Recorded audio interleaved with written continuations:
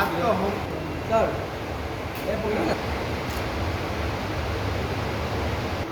प्रिय नरेंद्र प्रसाद सिंह पूर्व विधान पार्षद जी को बुके देके स्वागत स्वागत।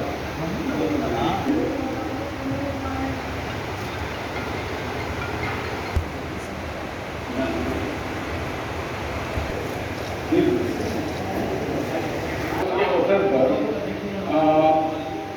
फोटो जर्नलिस्ट तो हैं और कुछ लोग ऐसे भी हैं जो छायाकारों के सम्मान के लिए है।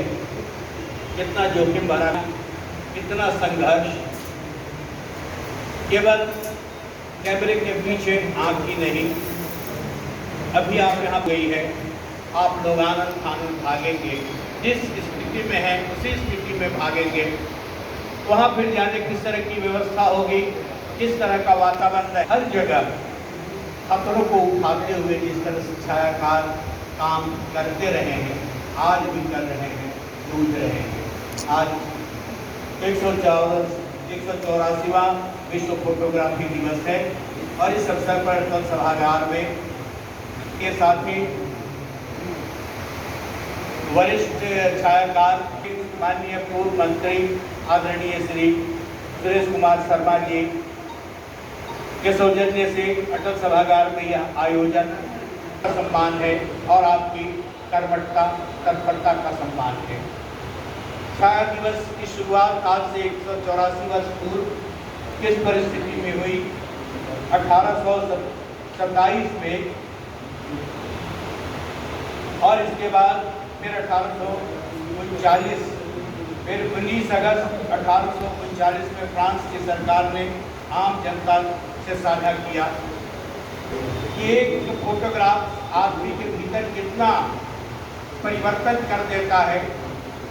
कल को जब हम वयोवृद्ध हो जाएंगे, हमारी दृष्टि कमजोर हो जाएगी, आज तक रह जाएगा।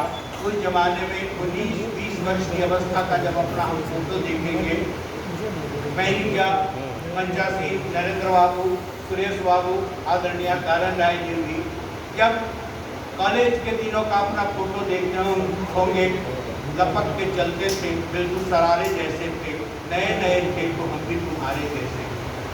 तो लग रहा होगा आप लोग बड़े ही आदर के साथ कहते होंगे कि हमारे गांधी बाबा हैं, गांधी जी हैं। तो कभी गांधी बाबा भी भूतपूर्व आदमी की तरह हुआ करते थे। आपको वहाँ तक पहुँचना है जहाँ से हम तमाम लोग गुजरते हुए आगे बढ़े।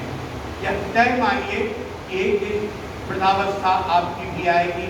आज इन दिनों में देखता हूँ दीपक भी रंग बिरंगा फोटो खींचते हैं, जितना स्टाइलिस्ट फोटो सब कि देखकर हम लोग बस आ जाए और फिर आनंद आनंद अपना चेहरा देखते हैं और पुराना एल्बम निकालते हैं और देखते हैं तो लगता है कि दीपक से कहीं भी कमजोर स्मार्ट हम लोग भी नहीं हुआ करते।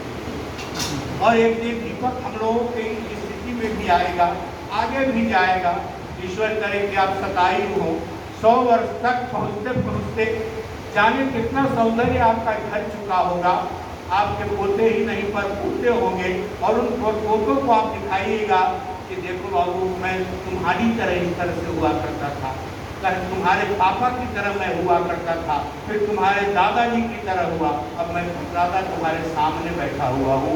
इस स्थिति में तो फोटो छाया मत छूना मन, होगा दुख दूना मन। तो केवल दुख दूना ही नहीं होता है, सुख भी दूना होता है। जब हम कंप्लेक्स में होते हैं, जब हम उदासीनता में होते हैं, जब हम बैठे ठाले वातावरण से पीड़ित होते हैं, तो उन दिनों का फोटो निकालते हैं।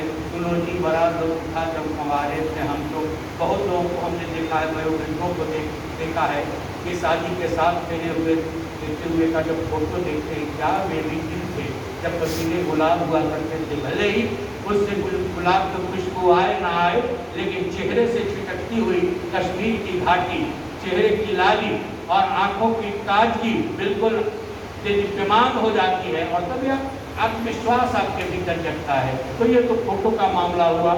फोटो से हमारी चेतना जुड़ जाती है, फोटो से हमारी स्मृति जुड़ जाती है, फोटो से हमारा सीधा संबंध जुड़ जाता है। एक वाक़या है, स्वामी विवेकानंद विश्व धर्म संसद के लिए जब गए थे शिकागो, तो उनके कुछ भक्त हो गए थे, तो एक घर में गए थे, उनका अतिथि सत्कार किया जा रहा था। तो एक बड़ा ही प्रोग्रेसिव विचार के एक प्रौढ़ आदमी थे। उन्होंने कहा कि स्वामी जी आपके धर्म में, सनातन धर्म में सब कुछ है, लेकिन हम मूर्ति पूजा की जो परंपरा है वह बहुत खराब है। स्वामी जी ने उसको गौर से देखा, कहा कि इसको ऐसे नहीं समझाया जा सकता है। कहा कि उस कोने में क्या है? तो मेरे पिताजी की तस्वीर है। कहा कि उसको लाओ। और स्वामी जी के सामने जैसे ही लाया गया, स्वामी जी ने पाँव के नीचे उस तस्वीर को रख दिया। उस व्यक्ति को बड़ा बुरा लगा। कहा कि स्वामी जी मेरे बाप का फोटो है और आप पाँव के नीचे रख दिए। कहा कि हाँ तो क्या होगा, तुम्हारे बाप जीवित हैं? तो ना, नहीं, बाप की तो मृत्यु हो चुकी है, तो फिर क्या होगा? बाप तो मेरे पाँव के नीचे आए नहीं, मैं इसको फाड़ दूंगा तो बाप नहीं फटेंगे, जला दूंगा तो बाप नहीं जलेंगे। कहा कि स्वामी जी मेरे पिताजी हैं इसमें। कहा कि फोटो के साथ, मूर्ति पूजा के साथ हमारा वही भाव होता है। हमारे पूर्वज नहीं है, लेकिन हम साकार रूप में देखते हैं कि सामने अटल बिहारी वाजपेयी है, उधर श्री बाबू है, यह राम है, यह कृष्ण है, हमारे दादा है, और हमारा एक अंतर संबंध उनसे स्थापित हो जाता है। तो फोटो हमारी जीवंतता के लिए, हमारी ताजगी के लिए अनिवार्य है। और मीडिया के साथियों के साथ कितना जद्दोजहद है, और हम जानते हैं कि आप जितना परिश्रम करते हैं, आप जितना भागम भाग करते हैं, जितना जोखिम उठाते हैं, रोड़ा चल रहा है और दीप जी उसमें सूझ कर रहे हैं, तो एक रोड़ा इनकी ओर भी आ सकता है। जा रहे हैं भीड़ में, उन्मादी भीड़ अभिनंदन कर सकता है, शारीरिक अभिनंदन कर सकता है, और फोटोग्राफरों के साथ उनका शारीरिक अभिनंदन हो जाए तो कोई आश्चर्य की बात नहीं है। दयानंद पाठक जी की तरह तो जबरदस्त कुछ हाथ खेल सकते हैं, लेकिन दीपक कितना हाथ खेलेंगे, कितने डंडे खेलेंगे? लेकिन अगर दीपक को डंडे लग रहे हैं और संदीप जी ने फोटो खींच लिया, गांधी बाबा ने फोटो खींच लिया, तो दीपक को कहा अच्छा इस तरह से मेरा अभिनंदन किया जा रहा था। तो सब दुखद क्षण भी हमारे लिए एक बोध का क्षण हो जाता है।